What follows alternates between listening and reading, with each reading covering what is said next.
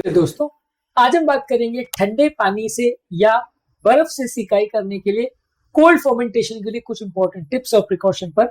अक्सर जब लोग को चोट लग जाती है या लोग को दर्द होता है, स्टिफनेस होता है, तो ठंडे पानी से या बर्फ से सिकाई करने को बोलते हैं। लेकिन इसके मामले में काफी इंपॉर्टेंट या उपयोगी टिप्स और प्रिकॉशंस है जिसके बारे में ज्यादातर लोग नहीं जानते। आज हम वो यूजफुल टिप्स और प्रिकॉशंस आपको बताएंगे ताकि आप इस थेरेपी को बेटर वे में यूज कर सके, बिना साइड इफेक्ट्स के सेफली यूज कर सके, ज्यादा कारणों के लिए यूज कर सके। आज ये सारी चीजों पर हम बात करेंगे।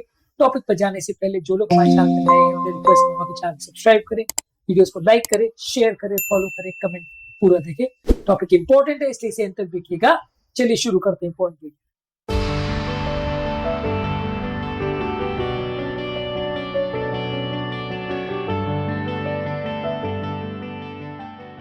सबसे पहले कुछ जनरल प्रिकॉशंस की जो ठंडी चीजें हैं या ठंडे पानी के पैक्स है उसको डायरेक्टली आप पेशेंट की चोट पर मत लगा दीजिए।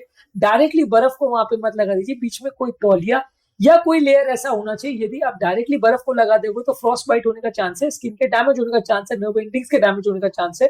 तो इसलिए आपको पहले बर्फ को डायरेक्ट लगाने के बदले उसको पहले किसी तौलिए वगैरह में बांध के फिर लगाना है या किसी प्लास्टिक में रख के फिर लगाना है, और प्रॉपर उसको बहुत ज्यादा देर के लिए नहीं लगाना है।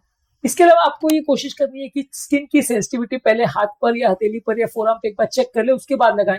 कई लोग को बहुत ज्यादा ठंड या उसका एक्सपोजर बर्दाश्त नहीं होता, वैसे केस में लगाने से आपको फायदे के बदले नुकसान होगा। कई बार ऐसा हो सकता है कि जिस एरिया में आपको चोट लगी है वो एरिया हाइपर सेंसिटिव या हाइपो सेंसिटिव हो, तो इसलिए वहां पे अगर आप डायरेक्टली लगाओगे हो सकता है आपको पता नहीं चले और ज्यादा देर आप लगाते हो तो स्किन फायदे के बदले वहां पे डैमेज हो जाए।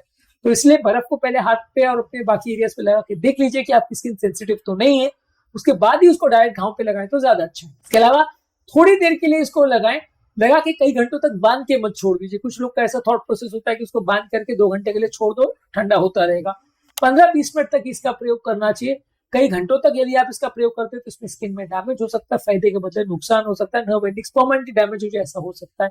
तो इसके लिए आपको कोशिश ये करनी है कि 10 से 15 मिनट या मैक्सिमम 20 मिनट इसका प्रयोग करना है, उसके बाद प्रयोग नहीं करना है। इसके अलावा जरूरी है एक तौलिया या एक क्लॉथ वहां पे बीच में हमेशा रहे ताकि आपका डायरेक्ट एक्सपोजर नहीं हो, खासकर जो अफेक्टेड एरिया है और खासकर जो एरिया में लोग का घाव अगर सेंसिटिव है या अगर फ्रेश वुंड है या अगर कोई ऐसा पेशेंट है जिसको टेम्परेचर का उतना पता नहीं चलता है, जैसे ब्रेन की बीमारी वाले पेशेंट या डायबिटिक पेशेंट में, वहां पे और ज्यादा जरूरी है कि आप डायरेक्टली बर्फ का प्रयोग स्किन पर मत करिए। बीच में तौलिया वगैरह का प्रयोग होना चाहिए और प्रॉपर प्रिकॉशंस के साथ ही उसका प्रयोग हो, नहीं तो प्रॉब्लम्स होने का चांस ज्यादा रहेगा। इसके अलावा लगाने के बाद उस एरिया में ध्यान रखिए कि वो एरिया में स्किन नम तो नहीं हो रही, लाल तो नहीं हो रही, ब्लिस्टर्स तो नहीं हो रही, सुन तो नहीं हो रही। ये चीजों का ध्यान रखने की जरूरत है। मतलब किसी भी आपने, कई बार लोगों का ऐसा होता है कि आईएमआरसी के हाथ में छोड़ दिया या किसी सर्वेंट के हाथ में छोड़ दिया और वो लगा के बैठ जाते, उनको ज्यादा इसके बारे में पता नहीं होता अनलेस उनको पहले से ट्रेन किया जाए। तो वो लोग गलतियां करते हैं, लगा के छोड़ देते हैं और स्किन वहां पे जल जाती है, खराब हो जाती है।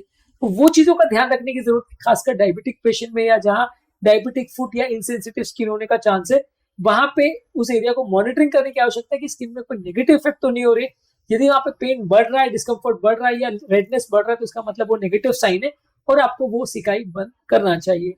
इसके अलावा ये कोशिश कीजिए कि जहां तक पॉसिबल है वो एरिया जहां पे आप कोल्ड फर्मेंटेशन कर रहे हैं उसमें स्वेलिंग को कम करने के लिए वो एरिया को थोड़ा जमीन से ऊपर उठा के रखिए ताकि ग्रेविटेशनल फोर्स की वजह से वो एरिया से ब्लड जो है वो ड्रेन आउट करे और वहां पे ब्लड इकट्ठा ना हो, तो इससे सूजन को कम करने में मदद मिलेगी। ये एरिया को एलिवेट कर देना, जैसे मान लीजिए आप पाँव की सिकाई कर रहे हैं, पाँव को एक स्टूल पर रख के आपने जमीन के लेवल से उठा दिया तो ग्रेविटी की वजह से जो ब्लड का ड्रेनेज है वो फास्टर होगा और सूजन जल्दी कम होगी।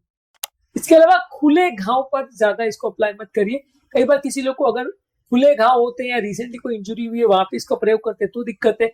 किसी व्यक्ति को अगर रिसेंटली कोई इन्फेक्शन हुआ है, वहां पे पस वगैरह आ रहा है तो वहां पे इसका प्रयोग नहीं करना है। किसी व्यक्ति का कोई अगर ऐसा एरिया है जहाँ पे ब्लड सर्कुलेशन कम है, कोई कारण से ब्लड सर्कुलेशन कॉम्प्रोमाइज हो गया, जैसे डायबिटिक फुट या पेरिफेरल वास्कुलर डिजीज वाले पेशेंट या रेनॉल्ड सिंड्रोम वाले पेशेंट में, जहां वो एरिया का ब्लड सप्लाई ऑलरेडी लो है, वहां पे अगर आपने इसको अप्लाई किया तो फायदे के बदले नुकसान हो सकता है, डैमेज हो सकता है। इसके अलावा जो लोग को अगर डायबिटिक न्यूरोपैथी है वहां पे डॉक्टर के साथ पूछ करके ही करिए, क्योंकि इन लोग को कई बार पता ही नहीं चलता है कि वहां पे फ्रॉस्ट बाइट हो रहा है या डैमेज हो रही है, ये हाथ पांव हटा नहीं पाएंगे और इनको डैमेज होने का चांस हो जाएगा। तो डायबिटिक पेशेंट में या जिनको ब्रेन की बीमारी है या न्यूरोपैथी है पेरिफेरल, वहां पे इसका प्रयोग बहुत सोच समझ के करिए, बहुत ध्यान से करिए और डॉक्टर से पूछने के बाद ही करें तो ज्यादा अच्छा है। इसके अलावा बच्चों में इसका प्रयोग बहुत सावधानी पूर्वक करें कि बच्चे आपको प्रॉपर गाइड नहीं कर पाएंगे और उनको जल्दी डैमेज होने का चांस ज्यादा है। उम्र दराज लोगों में भी यही प्रॉब्लम है कि उनकी भी हीट सेंसिटिविटी कई बार कॉम्प्रोमाइज हो जाती है, उनको भी डैमेज होने का चांस है। उम्र दराज लोगों में भी इसका प्रयोग ज्यादा सावधानी पूर्वक करें। इसके अलावा अगर किसी व्यक्ति को डीप वीनस थ्रोम्बोसिस है या कोई सीरियस इंजरी है तो डॉक्टर से पूछ के इसका प्रयोग करें। यदि किसी व्यक्ति को रेनॉल्ड सिंड्रोम है जिसमें ठंड के एक्सपोजर से नलियां चौंट जाती है या सिकुड़ जाती है, वहां पे इसका प्रयोग मत करें। कनेक्टिव टिश्यू डिसऑर्डर है, वहां पे इसका प्रयोग मत करें। किसी को हार्ट अटैक या लकवे का प्रॉब्लम है तो वहां पे डॉक्टर से पूछ के ही इसका प्रयोग करें तो ज्यादा अच्छा है, वहां पे थोड़े इश्यूज क्रिएट होने का चांस हो सकता है। इसके अलावा अगर किसी व्यक्ति को मसल स्टिफ है या जॉइंट्स में अकड़न है, वहां पे इसका प्रयोग मत करिए। स्टिफनेस बढ़ सकती है, अकड़न बढ़ सकती है, वहां गर्म पानी से सिकाई करें तो ज्यादा अच्छा है। यदि स्टिफनेस है तो वो ठंडे सिकाई से नहीं जाएगी, वहां पे गर्म से सिकाई करना पड़ेगा। इसके अलावा अगर किसी व्यक्ति को पेट का प्रॉब्लम है, पेट का दर्द है, तो वहां पे डाइजेस्टिव प्रॉब्लम बढ़ सकती है। यदि आप पेट पर ठंडे बर्फ से या ठंडे पानी से सिकाई करोगे तो डॉक्टर से पूछ के ही उसका प्रयोग करिए। बर्फ का सिकाई पेट पर यूजली अवॉइड करिए, नहीं तो आपको डाइजेस्टिव प्रॉब्लम्स ज्यादा होंगी।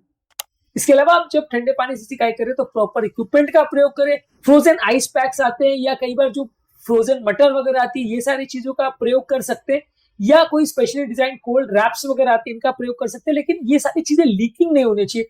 अगर ये सारी चीजों से बर्फ या पानी लीक कर रहा है तो आपको फायदा नहीं होगा, उल्टा वो एरिया सोक हो जाएगा, ज्यादा गीला हो जाएगा, फायदा नहीं करेगा। तो वो एरिया जो आप यूज कर रहे हो, जो कपड़ा या चीज यूज कर रहे हो, वो खराब हालत में नहीं होना चाहिए, लीकिंग नहीं होना चाहिए, प्रॉपर कंडीशन में हो तो ही यूज करिए, नहीं तो मत करिए। इसके अलावा ये कोशिश करिए कि जब भी आप कोल्ड प्रेसेस वगैरह लगा रहे हो तो उसको लगा के सो मत जाइए। कई लोग की आदत ये होती है कि वो पैक लगा के वो सो जाते हैं और उसको फिर जब तक वो अपने आप बर्फ गल जाती है तब तक वो लगा रह जाता है, तो वो मत करिए। 15-20 मिनट तक इसका प्रयोग करना है तो उसको प्रॉपर जागते हुए, जब पेशेंट होश में है तभी उसका प्रयोग करिए। लगा के छोड़ देंगे तो फ्रॉस्टबाइट होने का चांस या पेशेंट को होश ना रहे, वो एरिया डैमेज हो जाए, इसका चांस ज्यादा रहेगा। सुबह जब आप उठोगे तो वो एरिया में कुछ इंफेक्शन या प्रॉब्लम हो जाए, इसके चांस ज्यादा मिल सकते हैं। तो लगा के छोड़ मत दीजिए उसको कई घंटों तक। अगर 15-20 मिनट में काम हो गया तो उसको हटा के उसके बाद पेशेंट को सोने के लिए बोलिए।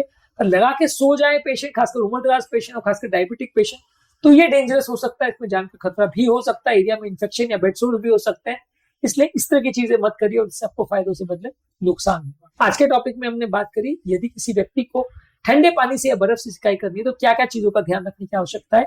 इसके अलावा कुछ और प्रिकॉशंस है जिसको हम वीडियो के पार्ट 2 में डिस्कस करेंगे, उस वीडियो को भी जरूर चेकआउट करें। हॉट वाटर फर्मेंटेशन या गर्म पानी से सिकाई के संबंधित क्या प्रिकॉशंस है, और राइस टेक्निक पर भी हमने अलग वीडियो किया, इसे भी जरूर चेकआउट करें। उम्मीद करूंगा कि आज के टॉपिक में कुछ नई बातें जानने को मिली होगी। जो लोग हमारे चैनल पर नए हैं उन्हें रिक्वेस्ट करूंगा चैनल को सब्सक्राइब करें, वीडियो को लाइक करें, शेयर करें, फॉलो करें, कमेंट करें।